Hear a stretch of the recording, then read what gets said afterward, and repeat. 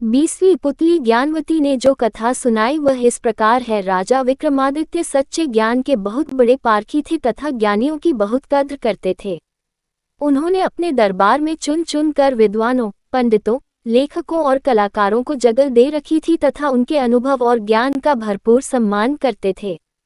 एक दिन way one में किसी कारण विचरण कर रहे थे तो उनके कानों में दो आदमियों की बातचीत का कुछ अंश पड़ा। उनकी समझ में आ गया कि उनमें से एक ज्योतिषी है तथा उन्होंने चंदन का टीका लगाया और अंतर्ध्यान हो गए। ज्योतिषी अपने दोस्त को बोला, मैंने ज्योतिष का पूरा ज्ञान अर्जित कर लिया है और अब मैं तुम्हारे भूत, वर्तमान और भविष्य के बारे में सब कुछ स्पष्ट बता सकता हूँ। दूसरा उसकी बातों में कोई रुचि न लेता हुआ बोला, तुम मेरे भूत और वर्तमान से पूरी तरह परिचित हो इसलिए सब कुछ बता सकते हो और अपने भविष्य के बारे में जानने की मेरी कोई इच्छा नहीं है।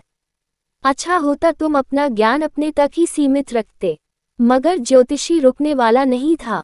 वह बोला, इन बिखरी हुई हड्डियों को देख रहे हैं। मैं इन हड्डियों को देखते हुए बता सकता हूँ कि ये हड्डियाँ किस जानवर की हैं तथा जानवर के साथ क्या क्या बीता। लेकिन उसके दोस्त ने फिर भी उसकी बातों में अपनी रुचि नहीं जताई।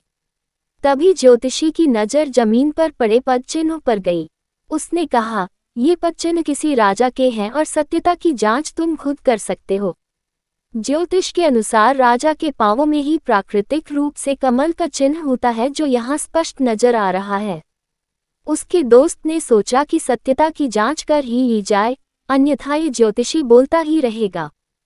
पदचिन्हों का अनुसरण करते करते वे जंगल में अंदर आते गए। जहां पदचिन्ह समाप्त होते थे वहां कुल्हाड़ी लिए एक लकड़हारा खड़ा था तथा कुल्हाड़ी से एक पेड़ काट रहा था। ज्योतिषी ने उसे अपने पांव दिखाने को कहा। लकड़हारे ने अपने पांव दिखाए तो उसका दिमाग चकरा गया। लकड़हारे के पांवों पर प्राकृतिक रूप से कमल के चिन्ह थे। ज्योतिषी ने जब उससे उसका असली परिचय पूछा तो वह लकड़हारा बोला कि उसका जन्म ही एक लकड़हारे के घर हुआ है तथा वह कई पुश्तों से यही काम कर रहा है।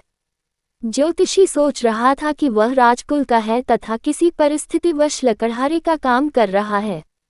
अब उसका विश्वास अपने ज्योतिष ज्ञान से उठने लगा। उसका दोस्त उसका उपहास करने लगा तो वह चिढ़कर बोला, चलो चलकर राजा विक्रमादित्य के पांव देखते हैं। अगर उनके पांवों पर कमल चिन्ह नहीं हुआ तो मैं समूचे ज्योतिष शास्त्र को झूठा समझूंगा और मान लूंगा कि मेरा ज्योतिष अध्ययन बेकार चला गया। वे लकड़हारे को छोड़ उज्जैन नगरी को चल पड़े। काफी चलने के बाद राजमहल पहुंचे। राजमहल पहुंचकर उन्होंने विक्रमादित्य से मिलने की इच्छा जताई। जब विक्रम सामने आए तो उन्होंने उनसे अपना पैर दिखाने की प्रार्थना की। विक्रम का पैर देखकर ज्योतिषी सन्न रह गया। उनके पांव भी साधारण मनुष्यों के पांव जैसे थे। उन पर वैसी ही आड़ी तिरछी रेखाएं थीं। कोई कमल चिन्ह नहीं था।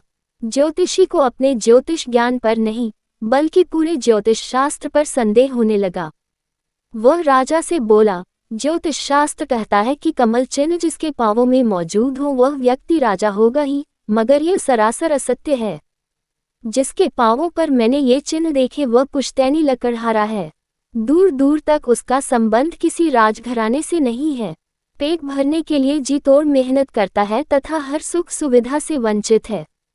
दूसरी ओर आप जैसा चक्रवर्ती सम्राट है जिसके भाग्य में भोग करने वाली हर चीज है, जिसकी कीर्ति दूर दूर तक फैली हुई है।